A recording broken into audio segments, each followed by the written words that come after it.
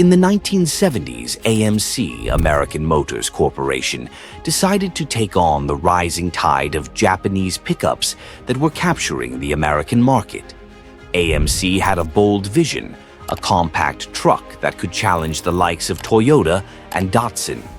Enter the AMC Cowboy, a vehicle that was supposed to be the ace in the hole.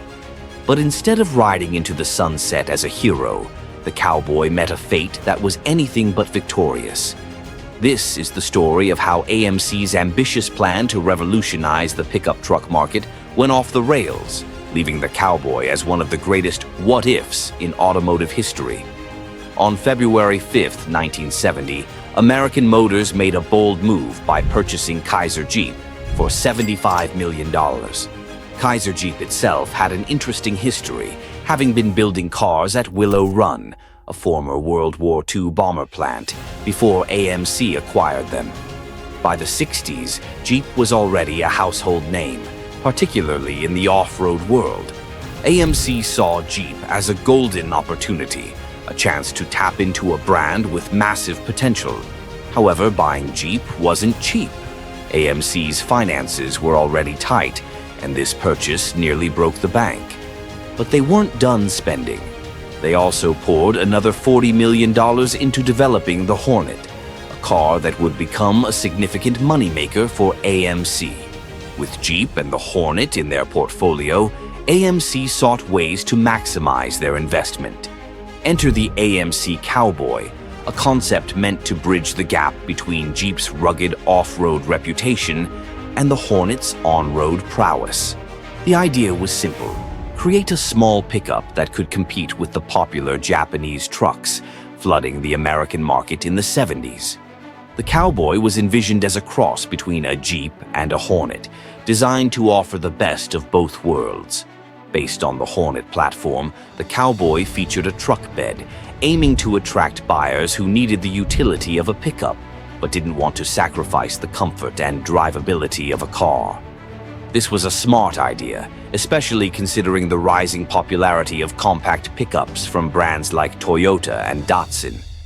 The Cowboy would have been AMC's answer to these Japanese imports, which were gradually chipping away at the market share of American automakers. AMC put considerable effort into the Cowboy's development. The design was simple yet practical, with a no-frills approach that echoed the utilitarian nature of the Jeep. The truck would have likely come with a modest 4-cylinder engine, ideal for the fuel-conscious consumer. Remember, this was the 70s, a time when gas prices were soaring, and Americans were starting to think twice about gas-guzzling V8s. But the Cowboy wasn't just about fuel efficiency. AMC wanted it to be versatile, with enough power to handle light off-roading, making it a perfect companion for weekend warriors who enjoyed camping, fishing, or just getting off the beaten path. The Cowboy was intended to be a workhorse, not a show pony. So, with a solid concept, why didn't the Cowboy ever see the light of day? It all comes down to money, rather the lack of it. By the time the Cowboy was ready for production, AMC's financial situation had become precarious. They had already spent millions on Jeep and the Hornet, and there simply wasn't enough left in the budget to bring the Cowboy to market. Additionally, AMC's leadership was hesitant to take the gamble. The company had a history of financial struggles, and the last thing they needed was another risky venture. They were already spread thin trying to keep up with the competition from the Big Three, and the idea of launching a new model, especially a niche one like the Cowboy, just didn't make financial sense at the time. The AMC Hornet was a top seller for AMC, and its platform served as the foundation for other 1970s models, like the Gremlin, Concorde, Spirit, and Eagle. AMC decided to leverage this successful platform to create a truck version of the Hornet. The goal was straightforward: transform the Hornet into a pickup to compete in a segment that was booming in the early 70s.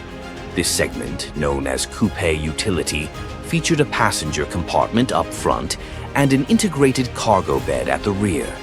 In this market, AMC was up against the likes of GM's El Camino and Ford's Ranchero, both solid players in the segment.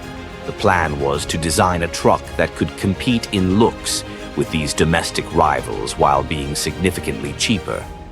AMC was known for taking the more budget-friendly route, a strategy that helped them stay afloat in competition with the big three, GM, Ford, and Chrysler. However, the red Jeep Cowboy prototype had a significant issue. It didn't have four-wheel drive. At the time, Jeep's image was all about rugged off-road capability, as highlighted in their advertising showcasing their vehicles tackling tough terrain. AMC was in a tight spot financially, having just emptied their coffers on the Jeep acquisition and the Hornet development. Creating a four-wheel drive system for the Cowboy would have stretched their budget even further. It wasn't until 1980 that AMC managed to develop a four-wheel drive system for the Eagle, but in the early 70s, it was simply too costly. Creating a single-unit pickup like the El Camino or Ranchero was also beyond AMC's financial reach. The costs involved in developing such a vehicle were just too high, but AMC wasn't ready to give up on the Cowboy just yet. Jim Alexander, an automotive stylist who had worked for GM before joining AMC, wasn't willing to abandon the project. Alexander proposed a more budget-friendly approach, using a separate cab and cargo box construction, similar to traditional trucks of the time. This method was not only cheaper, but also allowed for more flexibility in design. The challenge with using a unibody platform like the one on the Hornet was supporting the weight of a cargo box, especially with heavy loads. Alexander's solution was to add a rear subframe, similar to how GM's Camaro used a front subframe. This rear subframe would bear the load of the cargo box, solving the issue without requiring a complete redesign. Now, looking at the green and white Cowboy, this prototype is better documented, and its interior features green bucket seats with a distinctive pattern, a floor-mounted 3-speed manual transmission, a radio, and even air conditioning. A nice touch for a compact truck. The exterior boasted a two-tone green and white paint job with a gold stripe separating the colors. This prototype also had the SC360 badge on the glove box, hinting at a high trim level. Given the 360 V8 under the hood, this version of the Cowboy was likely the top-of-the-line model. It's easy to see why these trucks might look fantastic from a modern perspective. Back in the day, AMC was buzzing with excitement about the Cowboy. The company had high hopes for this truck, aiming to offer a compelling alternative to the popular El Camino and Ranchero. The Cowboy prototypes were unique and diverse. There was a red Jeep-branded Cowboy, a green and white model with a 360 V8 engine, and a yellow version with a gremlin front end. However, despite the buzz and potential, the Cowboy never made it past the prototype stage. One of the big reasons for this was the internal competition within AMC. There was a lot of debate and emotion among the teams about which prototype would be the next big hit. The decision-makers ultimately chose a different route, favoring a hatchback variant of the Hornet over the Cowboy. This was a strategic move, especially considering that Ford and GM were already offering hatchback versions of their models, like the Pinto and Vega.